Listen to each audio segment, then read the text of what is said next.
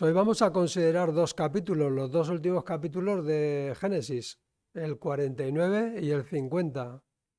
Pero bueno, como suelo decir habitualmente, no los vamos a leer todo, pero yo sí que te animo a que en casa lo leas, de principio a fin, porque habrá muchas cosas que el Señor te muestra a ti personalmente y que yo en esta mañana no voy a poder considerar. Quizás el Señor tiene algo que mostrarte en estos capítulos.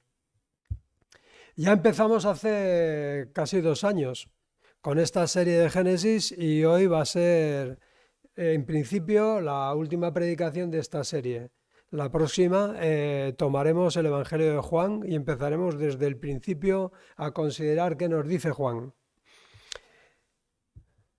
Yo esta predicación la he titulado Dios te encamina al bien. Dios te encamina hacia el bien. ¿Eh? Y bueno, ¿por qué? Bueno, ahora lo vamos a ir viendo, ¿verdad?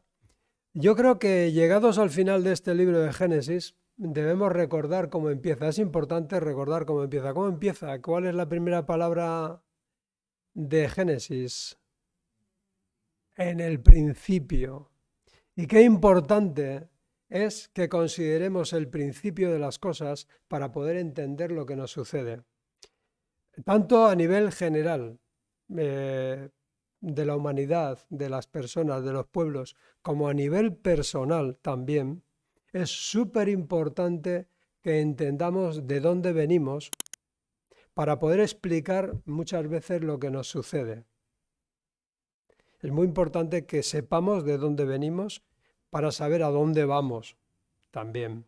Y lo que hace la palabra de Dios es precisamente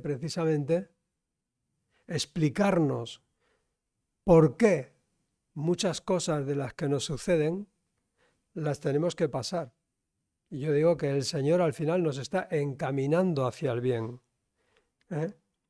Ahora, Dios quiere encaminar toda nuestra vida hacia un fin glorioso, un fin que Él ya ha dispuesto. Esta palabra es muy importante que la recordéis en el día de hoy. Dios ha dispuesto muchas cosas para nosotros y nosotros tenemos que avanzar, dejarnos pastorear para que lleguemos a disfrutarlas. ¿Estamos de acuerdo? ¿Qué es disponer? ¿Disponer qué es? Disponer es colocar, es preparar algo adecuadamente, ¿verdad? De antemano. Y yo lo que estoy diciendo es que Dios ha dispuesto un final glorioso para nosotros y la cuestión es que tenemos que llegar en condiciones. Cuando digo que es muy importante conocer el pasado para saber hacia dónde vamos, ayer estaba hojeando unos libros en un mercadillo solidario y había un libro y una frase de un famoso psicólogo, psicoterapeuta, es Carl Jung. Mucha gente pues no coincide con su forma de pensar, pero decía este hombre, de todos mis pacientes, él es muy célebre, es un hombre internacional, dice, de todos mis pacientes es extraña la persona de más de 30 años que el origen de sus problemas no sean de carácter espiritual. Esto lo dice un hombre que no es cristiano en sí, o sea, tiene sus connotaciones. Pero él decía que a partir de los 30 años, muchos de los problemas que padecían las personas tenían que ver en un origen espiritual. Y yo creo que es cierto. Yo creo que es cierto. Para entender dónde estamos, por qué estamos pasando y hacia dónde vamos, necesitamos saber de dónde venimos. A nivel también personal. Bien, el que alguien disponga una fiesta, por ejemplo, si Nancy, ella prepara una fiesta allí en su pueblo, donde ahora vive, y nos invita a todos, ¿no? Ella ha dispuesto una fiesta, un lugar, ha dispuesto los pastelillos, los cafés, todo esto, ya lo ha dispuesto ella de antemano, antes de la fiesta. ¿Eso significa que el que ella lo haya dispuesto significa que yo lo vaya a disfrutar? No, ella lo ha dispuesto, pero yo, ¿qué tengo que hacer para disfrutar de lo que ella ha dispuesto? Pues en primer lugar, requiere participar de la fiesta, ir, efectivamente, aceptar la invitación que ella me hace, tengo que aceptarla, tengo que desear estar con ella, porque claro, si no deseo estar con ella, no voy a ir allí, ¿verdad? Y además, ir de la manera que ella me diga. Ella me dice, bueno, vamos a estar a tal hora, vamos a ir vestidos así, o va a ser una fiesta de tal tipo, de tal otro. ¿Y cuál sería la alternativa? Pues rechazarla, la invitación. Dios ha dispuesto un final glorioso para toda persona, pero no todo el mundo va a aceptar esa invitación. ¿Estamos de acuerdo? Muchísima gente ignora la invitación del Evangelio, ignora lo que ha hecho Cristo. ¿No quiere saber nada? No va a ir a esa fiesta. ¿Dios ha preparado, Dios ha dispuesto un banquete? Sí. Pero hay personas que lo rechazan directamente. Yo suelo decir muchas veces que cada uno acabaremos donde hemos querido estar. Fíjate que Dios siempre está invitando, no fuerza a nadie. Pero Él está tratando de encaminar nuestra vida hacia el bien. Él está queriendo pastorear nuestra vida. Él está queriendo que escuchemos su voz. Él está queriendo que aceptemos lo que Él nos está ofreciendo. Él está insistiendo una y otra vez en que aceptemos esa invitación. Antes estaba comentando Jesús unos versículos, dice, ya no voy a decir siervos, os voy a decir amigos. Dice, porque el siervo no sabe lo que hace su Señor, pero el amigo sí. El amigo escucha la invitación, escucha lo que dice el amigo y además tiene ganas de que le diga más cosas. Dios siempre está invitando. Dios no fuerza. Si lees los 4 evangelios, de principio a fin, verás cómo Jesús no fuerza a nadie a seguirlo. Por supuesto, nosotros como creyentes estamos llamados a hacer discípulos, sí, pero no a forzar a nadie. Dios ha dispuesto un final glorioso. Dios ha dispuesto una gran fiesta, un gran banquete para todo el que quiera. Pero repito, para el que quiera. ¿Estamos de acuerdo hasta aquí con lo que estoy diciendo, verdad? Bueno, hoy vamos a ver en estos 2 capítulos, vamos a ver cómo Dios está encaminando las vidas de los hijos de Jacob. Está ya al final de su vida, ¿os acordáis? Y dice el versículo 1 del capítulo 49 de Génesis, capítulo 49, verso 1. Entonces Jacob hizo llamar a todos sus hijos y les dijo, juntaros alrededor de mí y os diré, o lo que es lo mismo, os declararé, os profetizaré lo que le ocurrirá a cada uno de vosotros en los días venideros. Sabéis que la palabra de Dios es severa porque es cierta, porque es correcta. Siempre es confiable la palabra de Dios. Lo que Dios dice es confiable, sucede. Pero ¿por qué sabe Dios lo que me conviene? ¿Por qué sabe Dios lo que tengo que atravesar en mi vida? Yo muchas veces no entiendo para qué me ocurren las cosas. Pero repito, Dios está encaminando mi vida hacia el bien. Muchas de las consecuencias que yo padezco no son porque Dios las desee, sino porque yo las escojo. Dios nos ve caminando, nos conoce caminando. ¿Dios conoce nuestro pasado? Sí, claro que lo conoce. ¿Y conoce el futuro? También. Y además, ¿puede revelarnos el futuro? Amén. Pero si no tienes más que leer el Evangelio, las palabras de Jesús. Él dice que Él está preparando un banquete, que Él está preparando moradas. Pero no solamente es eso, sino que en el trayecto de esta vida por este mundo, Él también sabe qué va a pasarnos, qué decisiones estamos tomando. ¿Eso quiere decir que no podamos cambiarlas? ¿Eso quiere decir que tenemos un destino ciego? No, no tenemos un destino ciego. Dios ha preparado algo para nosotros, pero nosotros estamos tomando decisiones. ¿Estamos escuchando la voz de Dios? ¿Estamos obedeciendo? Pero déjame que te diga algo que es todavía mucho mejor. Y es que tu futuro, el único que puede garantizarlo es Dios. Es Cristo. Cuando nosotros nos dejamos pastorear por el Señor, cuando nosotros nos dejamos guiar por Él, cuando estamos poniendo nuestro corazón en sus manos, cuando estamos confiando en Él, Él nos garantiza que nuestro final es el mejor. Yo solía brindar a veces, y todavía lo sigo haciendo, cuando estoy en algún acontecimiento, suelo brindar por el futuro, porque a mí me apasiona el futuro, me apasiona. Pero brindo de la siguiente manera, digo, brindo por el futuro y por el único que es capaz de garantizarlo. Y cuando lo hacía en ambientes laborales, entre no creyentes, pues se quedaban bastante sorprendidos y decían, ¿cómo? ¿Y quién puede garantizarlo? Y digo, Dios. Entonces ya empezaba la conversación. Digo, claro, sí, sí, sí. Yo brindo por el futuro, pero también por el único que puede garantizarlo. Él está encaminando nuestra vida. Ahora vamos a ver aquí la descripción poética del futuro de los 12 hijos de Jacob. Es increíble. Bueno, esta es una parte de la escritura, ya digo, que es poética y hay que coger los matices. Pero bueno, podemos encontrar rasgos de nosotros en cada uno de los hijos de Jacob. Vamos a verlos. Unos más acentuados que otros. Pero al final nosotros lo que queremos no es manifestar los rasgos de esas personas, sino los rasgos del carácter de Cristo, ¿no? Cuando nos entregamos al Señor, lo que esperamos es que aparezca en nosotros el carácter de Cristo. Y además te voy a decir más. Cuando nosotros nos entregamos a Cristo, cuando aceptamos por fe la obra de Cristo, y el Espíritu Santo viene a morar a nuestro interior, a nuestro corazón, Él está influyendo en nuestras decisiones.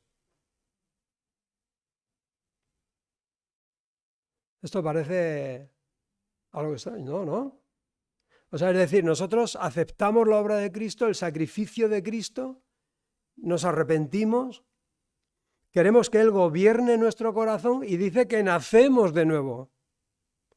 Y a partir de ese momento, ese Espíritu Santo, el Espíritu de Cristo, está influyendo en nuestro corazón y está influyendo en nuestro caminar, en nuestras decisiones. Es decir, ¿qué está haciendo Cristo? Nos está pastoreando. Pero si vivimos de espaldas a Él, si no nos importa absolutamente nada lo que Él diga o deje de decir, si no nos interesa lo que su palabra nos manifiesta, pues evidentemente Él no nos está pastoreando, nos estamos pastoreando a nosotros mismos. La mayoría de las personas se pastorean a sí mismas, toman sus decisiones como quieren, van donde quieren. Esa es una supuesta libertad, ¿verdad? Pero si tú estás en Cristo, si tú estás deseando que Cristo te pastoree, Cristo va a pastorear tu vida. Versículo 2. Acercaros y escuchar, hijos de Jacob, escuchar a Israel, vuestro padre. Rubén, tú eres mi hijo mayor, mi fuerza, el hijo de mi juventud vigorosa. Tú eres el primero en rango y primero en potencia. Verso 4. Pero eres tan impetuoso como una inundación, y ya no serás más el primero, pues te acostaste con mi esposa, deshonraste mi cama matrimonial. ¿Qué le ocurría en este caso a Rubén? Pues que era impetuoso. Era una persona impetuosa. ¿Podemos ser nosotros impetuosos? Claro. Sí. ¿Qué le pasa a las personas impetuosas? Que no suelen ser reflexivas. Hacen las cosas según le vienen. Toman decisiones sin pensar, sin considerar. En alguna manera, todos tenemos esa posibilidad, ¿verdad? De ser así, ese rasgo. Pero recuerda que todo lo que hacemos tiene sus consecuencias. Y no podemos acusar a Dios de las consecuencias de lo que yo he decidido. Rubén era impetuoso. ¿Tú eres impetuosa? ¿Eres impetuoso? Eso hay que moldearlo, hay que ser reflexivo. Simeón y Leví, verso 5, Simeón y Leví son tal para cual. Sus armas son instrumentos de violencia, que jamás tome yo parte en sus reuniones, que nunca tenga nada que ver con sus planes, pues en su enojo asesinaron hombres y por diversión mutilaron bueyes. Maldito sea su enojo, porque es feroz. Maldita sea su ira, porque es cruel. Los esparciré entre los descendientes de Jacob, los dispersaré por todo Israel. ¿Qué eran Simeón y Leví? Violentos. ¿Os acordáis de cómo se vengaron de los hijos de Siquén? Porque habían retenido y secuestrado a Dina, su hermana, les urdieron una trampa y con esa trampa acabaron con todas las personas. Pero es más, dice que llegó un momento en que se volvieron violentos. Este tipo de carácter es el de esa persona que disfruta haciendo daño a otras personas. Y ahora todos estáis diciendo, yo no soy así. Déjame que te lleve a reflexionar por un momento. ¿Eres de esas personas que cuando te hacen algo esperas el momento apropiado para vengarte? ¿No? Mejor. Eso quiere decir que se va desarrollando ese carácter perdonador de Cristo en tu vida. Si se está desarrollando el carácter de Cristo en tu vida, tienes un carácter perdonador. Pero considérate y piensa, cuando alguien te hace algo, ¿cuánto te cuesta perdonar? ¿Cuánto te cuesta no querer vengarte? A mí no me tienes que decir nada, ¿eh? Tú piénsalo tú solo. Hombre, yo cuando me la hacen estoy esperando el momento oportuno. Es más, igual no te vas a vengar por tu mano, pero en el fondo de tu corazón estás deseando que a esa persona le vaya fatal, que le pase algo, ¿verdad? Bueno, pues mira, eso es algo que el Señor tiene que ir trabajando en nuestra vida. Si tenemos ese tipo de carácter o lo hemos tenido, hay que pedirle al Señor que lo vaya cambiando, que ponga en nosotros un carácter perdonador. En este caso, Simeón y Leví, pues eran así. Judá, bueno, ¿qué decir de Judá? Verso 8. Tus hermanos te alabarán. ¿Qué significa Judá? Alabanza, ¿verdad? Agarrarás a tus enemigos por el cuello, todos tus parientes se inclinarán ante ti. Judá, mi hijo, es un león joven que ha terminado de comerse a su presa. Se agazapa como un león y se tiende como una leona. ¿Quién se atreverá a despertarlo? Verso 10, muy importante, una profecía mesiánica. El cetro no se apartará de Judá, ni la vara del mando de sus descendientes, hasta que venga aquel a quien le pertenece, aquel a quien todas las naciones honrarán. Él ata su potro a una vid, la cría de su burro a una vid escogida. Lava sus ropas en vino, sus vestidos con el jugo de las uvas. Esta es una profecía claramente mesiánica, ¿no? No se apartará del cetro de la mano de Judá. ¿Por qué? Porque el Mesías vendría a través de esta tribu de Judá. Esto es bien conocido por todos. Pero el vino, ese vino que él dice que está en esa vid, nos habla de la sangre. De la sangre de Cristo que lava, que cambia nuestras vestiduras, que regenera, que proporciona un nuevo corazón, un corazón que está inclinado a Dios y a sus cosas. Era importante, era necesario que Cristo vendría para poder cambiar el corazón de todas estas personas. Ahora dice el verso 12, sus ojos son más oscuros que el vino y sus dientes más blancos que la leche. Aquí habla de la abundancia, de que quien está en este carácter no le va a faltar de nada. Y es verdad, la persona que nace de nuevo, la persona que está en Cristo, realmente al comienzo de la vida está recibiendo la leche espiritual, la palabra de Dios, está alimentándose de ella, no le falta de nada. Y además de eso, es una persona que camina con el gozo del Señor. Pero vamos a seguir adelante. Verso 13, Zabulón se asentará junto a la costa y será un puerto para los barcos. Sus fronteras se extenderán hasta Sidón. Son personas negociantes, son personas dispuestas a hacer comercio, a relacionarse. Y bueno, parte de ese carácter lo podemos tener todos, ¿verdad? Es decir, estamos dispuestos a negociar, a comerciar, a vivir del negocio.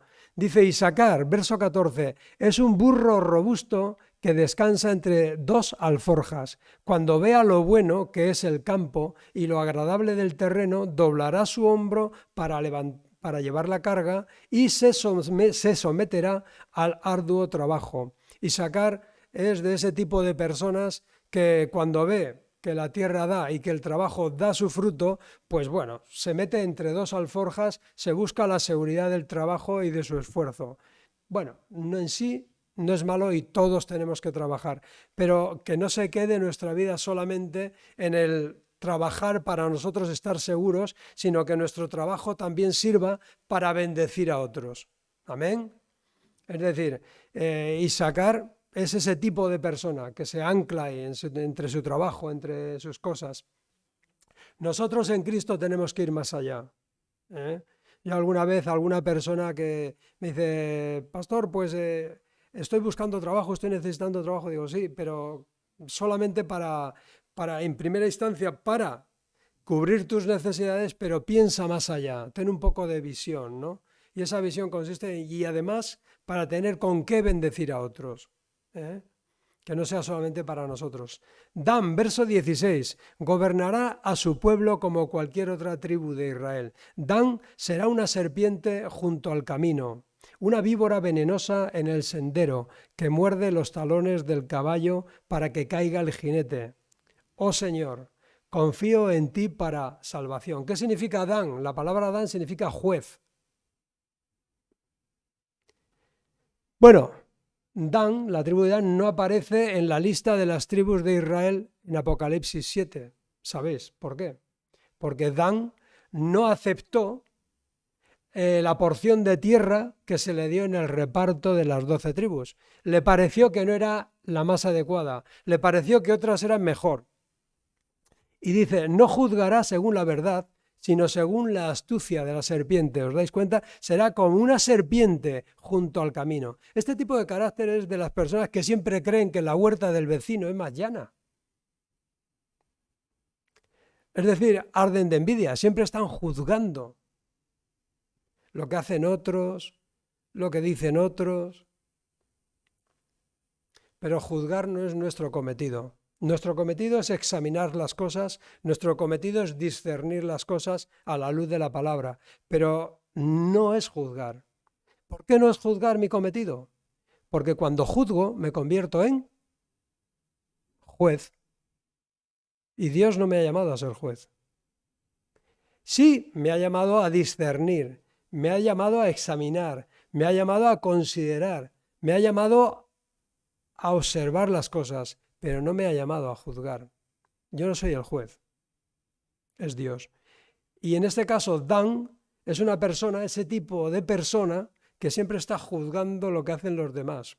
Claro, para él, como que no hay juicio, no va con él la película, ¿verdad? Tenemos que tener cuidado con esta parte de nuestro carácter, porque a veces se nos cuela. A veces pensamos, no, yo no soy de ese tipo de personas que van juzgando, no. Bueno, a veces se nos cuela de formas muy sutiles.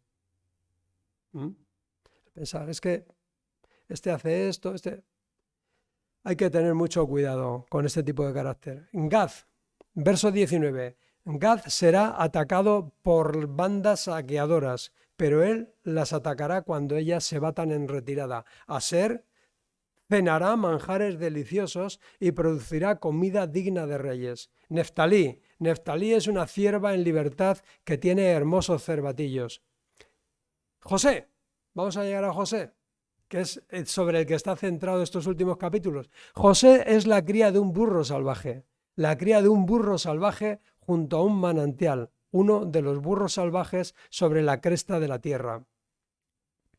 Los arqueros lo atacaron ferozmente, le dispararon y lo hostigaron. Verso 24, muy importante. Pero su arco permaneció tenso y sus brazos fueron fortalecidos por las manos del poderoso de Jacob, por el pastor, por la roca de Israel. Que Dios, el Dios de tu Padre, te ayude, que el Todopoderoso te bendiga con bendiciones de los cielos de arriba y con bendiciones de las aguas profundas de abajo y con bendiciones de los pechos y del vientre. Que mis bendiciones, verso 26, paternas sobre ti, superen las bendiciones de mis antepasados y alcancen las alturas de los montes eternos. Que estas bendiciones descansen sobre la cabeza de José, quien es príncipe entre sus hermanos. ¿Vemos? Es muy poético y a veces nos perdemos entre la repetición de las palabras, pero captamos el centro de lo que le está diciendo Jacob a José, ¿no? Le está diciendo, te estoy deseando la bendición de lo alto, estoy pidiendo que Dios encamine tu vida hacia el mejor de los fines. Y Benjamín, ¿quién era Benjamín? Él, el último, ¿no? Benjamín el pequeño, era hermano de José. Dice Benjamín, verso 27, es un lobo rapaz que devora a sus enemigos por la mañana y reparte su botín por la tarde. Verso 28, estas son las 12 tribus de Israel, y esto es lo que su padre dijo a sus hijos al despedirse de ellos. Los bendijo con un mensaje apropiado para cada uno. ¿Qué le estaba pasando a Jacob? Jacob estaba en el final de su vida. Y Jacob tiene una percepción, tiene una intuición, tiene un conocimiento de sus hijos y de la evolución que están llevando, que él puede discernir incluso el futuro, ¿verdad? Algo que le da Dios, esa inspiración. Ahora la pregunta que te hago es, ¿te gustaría que alguien te hablara así, a ti? ¿Te gustaría que alguien te dijera cuál va a ser tu futuro? Bueno, lo tienes en la palabra, depende de cuál sea nuestra actitud en respecto a la palabra de Dios, nuestro futuro será uno, será otro. Yo estoy convencido de que todos los que estamos aquí tenemos un futuro glorioso en la presencia del Señor, porque hemos confiado en Él. Eso es profético, eso es adelantar el futuro. Amén. Vamos a estar en su presencia. Verso 29. Entonces Jacob les dio las siguientes instrucciones. Yo moriré pronto y me uniré con mis antepasados. Entiérrenme junto con mi padre y mi abuelo en la cueva que está en el campo de Efrón, el hitita. Es la cueva del campo de Macpela, o cueva de pares. ¿Por qué? Porque se enterraban en parejas, cerca de Manré, en Canaán, la cual Abraham compró a Efrón el hitita como lugar de sepultura permanente. Fíjate, estas palabras tienen hoy, en el 2023, tienen una importancia tremenda, porque esa tierra de Macpela la compró Abraham a los hititas legalmente. Y hoy hay muchas personas que creen que esa tierra no les pertenece a los descendientes de Abraham, a los semitas. Verso 32. Es la parcela de tierra y la cueva que mi abuelo Abraham les compró a los hititas. ¿Veis qué importancia tiene conocer el pasado para entender el presente y conocer el futuro? Mucha gente hoy en día está hablando barbaridades, está diciendo muchas tonterías, muchas, porque cuando las situaciones se ponen difíciles, cuando las situaciones vienen mal dadas, mucha gente habla y aprovecha la situación para lanzar eslogans y soflamas que no tienen ni pies, porque no tienen pasado, ni cabeza, porque tampoco tienen futuro. Me estoy explicando, ¿no? Abraham compró aquel campo legalmente a los hititas. Verso 33. Cuando Jacob terminó de dar ese encargo a sus hijos, metió los pies en la cama, dio su último suspiro y se reunió con sus antepasados al morir. Bueno, realmente esto a veces es un tema que nos gusta dejarlo a un lado, ¿verdad? La realidad de la vida. Y la realidad de la vida, y algo que es totalmente cierto y ciertísimo, es que todos algún día dejaremos este mundo. Y esto parece como que se aparca. Y hoy en día más. No se quiere hablar de estas cosas.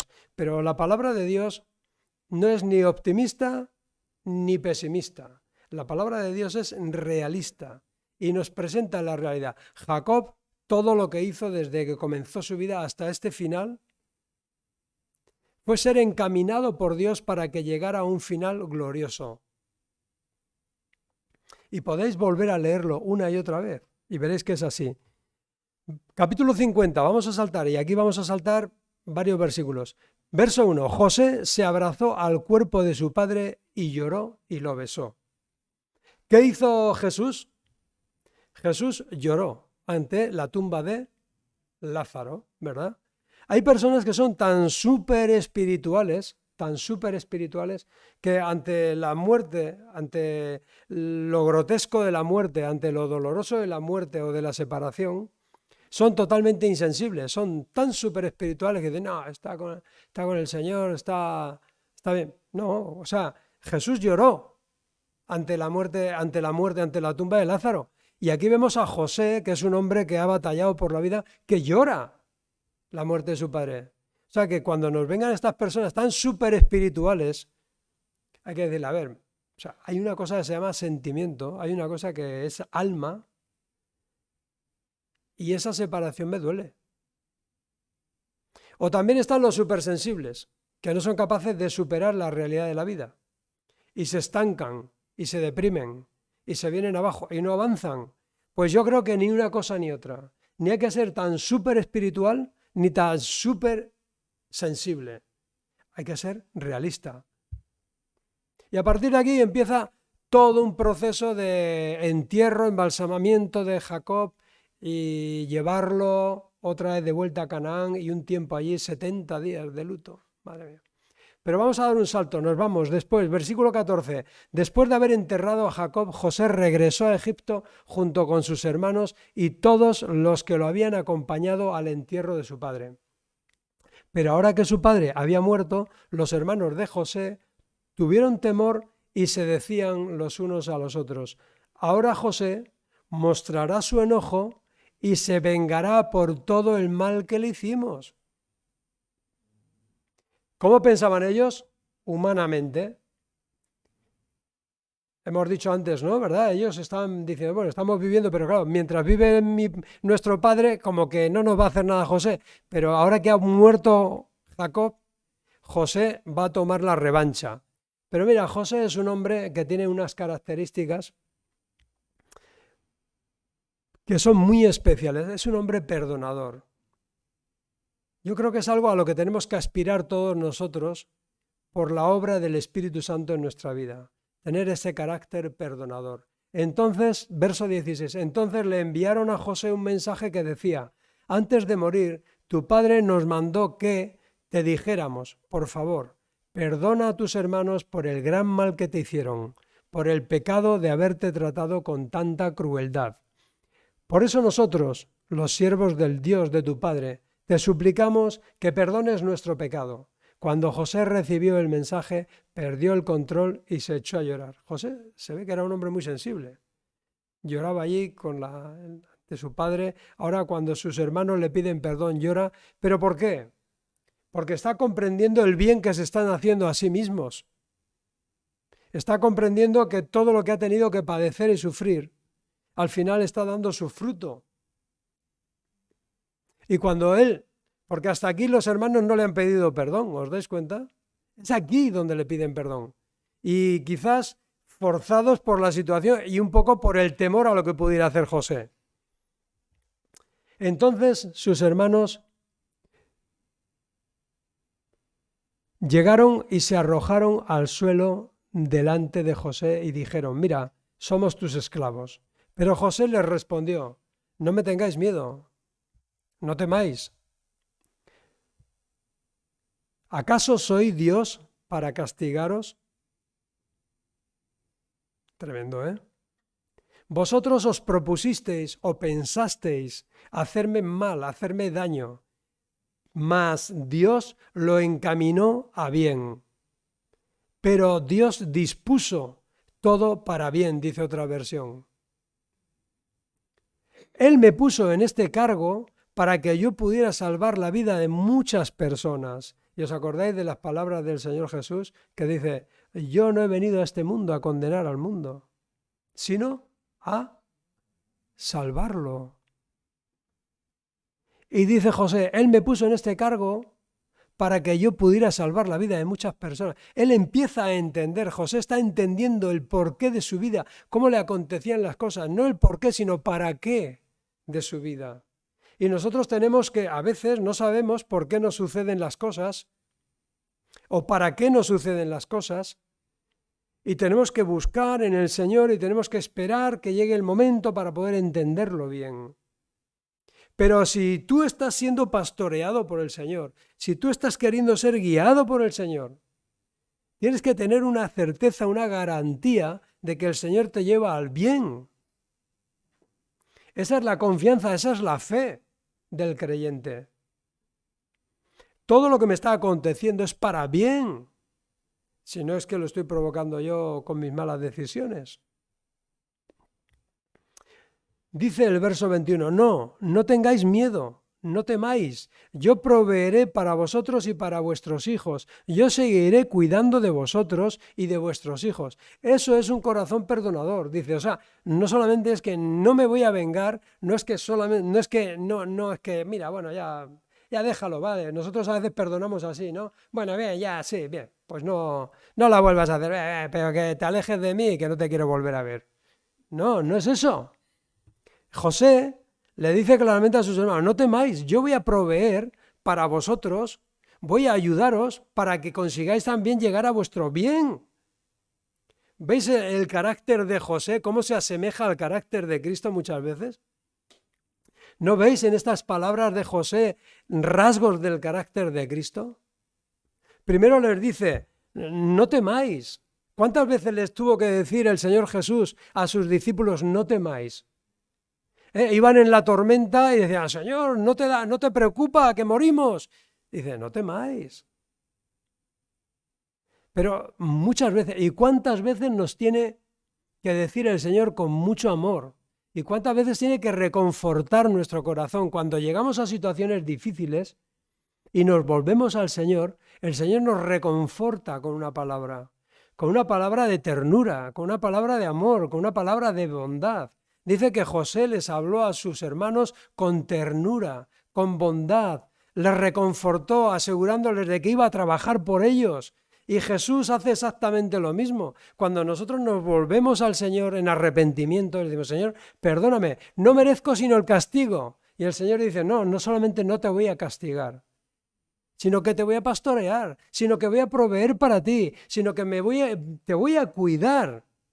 Sea cual sea la circunstancia por la que estás atravesando, yo me voy a ocupar de esas cosas. Mira si no palabras como estas del apóstol Pablo en Romanos 8:28. Sabemos que Dios hace todas las cosas, que todas las cosas cooperen para el bien de quienes lo aman y son llamados según el propósito que Él tiene, según el propósito que Él ha dispuesto. Dios ha dispuesto el bien para ti. Y cuando nosotros amamos al Señor, todas las cosas cooperan para que lleguemos a ese fin. No es que todas las decisiones que tomamos, tanto si son equivocadas como acertadas, nos van a... No, a veces padecemos por nuestras malas decisiones. Pero dice el Señor, dice que a los que aman a Dios, a los que lo buscan, a los que tienen esa amistad con Él, dice, todas las cosas colaboran, cooperan para que lleguen al fin. O sea que la clave aquí está en dejarse pastorear por el Señor. Tu vida no está en manos de tus circunstancias. Tu vida está en manos del Señor. Y tú tienes que tener esa confianza de que Él, sea lo que sea, y aunque no lo entiendas ahora, si tú estás confiando en Él, Él nos va a conducir hacia el bien. Juan 5:17 dice, Jesús le respondió a quienes le estaban escuchando, mi Padre hasta ahora trabaja y yo trabajo. ¿Trabaja en qué? En nuestra vida. Trabajando. El Espíritu de Cristo está trabajando en nuestra vida. En Efesios 2:10 dice lo siguiente, dice, porque, bueno, sabéis, por gracia sois salvos por medio de la fe, esto no de vosotros, pues es un don de Dios. Pero dice Efesios 2:10, porque somos hechura, somos la obra maestra suya. ¿De quién? De Dios. Somos la obra de Dios, creados en Cristo Jesús para hacer ¿qué? Buenas obras, para que caminemos en esas buenas obras. Obras que Dios ha dispuesto de antemano. para que anduviéramos en ellas, las cuales preparó de antemano, dispuso para que anduviéramos en ellas. Vemos si podemos tener confianza en que Dios nos va a encaminar si se lo pedimos, si lo deseamos. Pero vamos adelante, vamos a acabar, tenemos que acabar el libro de Génesis. Dice el verso 24, José les dijo a sus hermanos, yo pronto moriré, pero ciertamente Dios os ayudará. Fíjate, tremendo, ¿no? ¿Qué profecía? Dice, qué garantía, qué seguridad tiene José en lo que Dios va a hacer. Dice, yo pronto moriré, pero ciertamente Dios os ayudará y os sacará de esta tierra de Egipto y os hará volver a la tierra que solamente prometió dar a Abraham, a Isaac y a Jacob, la tierra que Dios dispuso para ellos. Ahora dice en Hebreos 11, 22, dice que fue, hablando de los héroes de la fe, fue por la fe que José, cuando iba a morir, declaró con confianza que el pueblo de Israel saldría de Egipto. Incluso les mandó que se llevaran sus huesos cuando ellos salieran. Fíjate que parece que entre todas las cosas que hizo José, lo único que destaca la Biblia es que profetizó o que declaró que Dios ayudaría al pueblo y lo sacaría. Y todo lo que administró, y todo lo que hizo, y el carácter de José, y las obras de José, y cuando estaban en los 7 años de escasez, todo eso no lo dice la Biblia luego. Fíjate que lo que destaca la Biblia es que él declaró con confianza que el pueblo de Israel saldría de Egipto. Es decir, que alcanzó tal grado de conocimiento de la forma de obrar de Dios que tenía mucha confianza, que tenía plena fe en que Dios los iba a ayudar. Y eso es lo que destaca Dios. Y eso es lo que Dios ve también en nosotros cuando actuamos en fe. No es tanto lo que hacemos o dejamos de hacer, sino la fe que tenemos en Él, en que Él va a actuar, en que Él nos va a encaminar, en que Él nos va a pastorear. Estamos entendiendo, ¿verdad? A veces nosotros le damos más importancia a lo que hacemos, pero Dios le da mucho más importancia a la confianza que tenemos en Él, a la fe que hemos depositado en Él, de que Él nos va a guiar, que Él nos va a llevar al bien, sea cual sea la circunstancia. Verso 25, entonces José hizo jurar a los hijos de Israel y les dijo, cuando Dios venga a ayudaros y os lleve de regreso, debéis llevar mis huesos con vosotros. José murió a los 110 años de edad y los egipcios lo embalsamaron y pusieron su cuerpo en un ataúd en Egipto. Ya se acaba el libro de Génesis con un ataúd. El libro de Éxodo empieza con un ataúd también. Qué cosa, ¿verdad? Qué cosa que todos los orígenes tienen una consecuencia a lo largo de nuestra vida y también, cómo no, nos ayudan a entender nuestro futuro. Cuando tenemos nuestra fe y nuestra confianza puesta en el Señor, podemos estar totalmente seguros y convencidos de que Él garantiza nuestro final, Él garantiza nuestro bien. Sea lo que estás viviendo, la clave está en la fe. Ahora, ¿te gustaría saber todo lo que te va a suceder de aquí en adelante?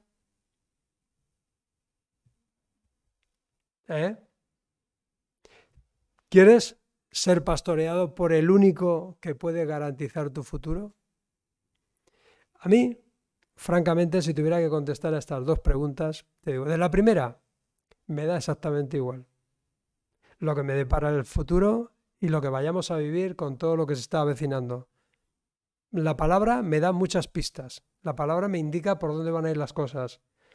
Pero, de verdad, me preocupa mucho más saber que estoy siendo pastoreado por el único que puede garantizar mi bien. Mi bien. No sé a ti. Ahora, ¿quieres andar en las obras que el Señor ya dispuso? Espero que sí. Espero que sí.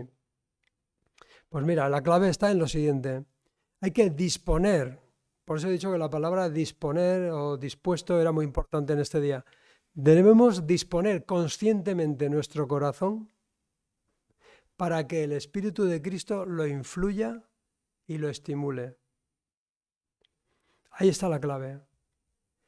Entregar al Señor por fe nuestro corazón y nuestra vida. ¿Para qué? Para que Él lo pastoree. Mira, Termino con unas palabras del apóstol Juan en el capítulo 14 de su Evangelio. Dice el Señor: no se turbe vuestro corazón, que no se os llene el corazón de angustia. Creéis en Dios, creed también en mí.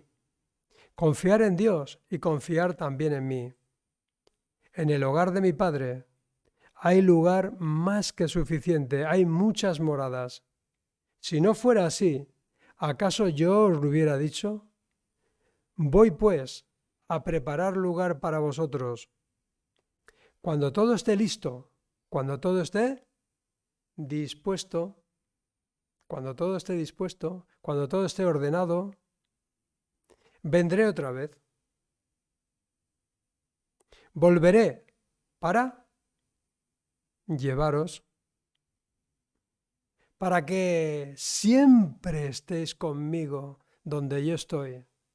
Bueno, si esto lo dice Andrés, pues ignóralo. O sea, no le des mayor importancia, porque yo no puedo garantizar tu futuro. Pero si esto te lo dice Jesús personalmente, no me digas que no te reconforta. Si tienes fe en lo que Él dice, si tienes confianza en lo que Él está diciendo, no hay mayor bien. Vamos a transitar por esta vida caminando por las obras que Él ha dispuesto, pero es que lo que ha dispuesto es algo glorioso. Por eso digo que Dios está encaminando tu vida hacia el bien. Dice: cuando todo esté listo, cuando todo esté dispuesto, cuando todo esté ordenado, vendré otra vez, volveré para llevaros, para que siempre estéis conmigo donde yo estoy. Es como si el Señor dijese: es que quiero que estéis conmigo. Yo así lo entiendo. Es que el Señor Jesús está diciendo: quiero que estés conmigo. Pon tu nombre ahí, pon tu nombre y dile: Señor, tú quieres que yo esté contigo y yo también quiero estar contigo. Por lo tanto, encamíname en esta vida, guíame, pastoréame, porque voy con esa confianza. Esto es algo tremendo. José lo tenía clarísimo, pero es que Jesús nos da esa plena confianza. Dice el verso 4: y vosotros conocéis el camino que lleva a donde yo voy. ¿Qué le dijo Tomás? Señor, no sabemos a dónde vas. ¿Cómo pues podemos saber el camino? Jesús le dijo: yo soy el camino, yo soy la verdad y yo soy la vida. Nadie viene al Padre sino por mí. Si me conocieseis, también a mi Padre conoceríais. Desde ahora le conocéis y le habéis visto. De verdad que yo no encuentro palabras más alentadoras, más reconfortadoras que las del Señor Jesús. Yo cada vez que las leo, o sea, me llena de fe, de seguridad. Amén. Espero y deseo que el Señor te esté pastoreando ya y que estas palabras, este final de Génesis, te sirva para tener más confianza, si cabe, en lo que Él está haciendo en tu vida. Sea cual sean las circunstancias, no importa. Lo que estás pasando en manos del Señor es para tu bien, para llegar al bien. Amén. Y a veces no lo entendemos en el momento, lo entenderemos más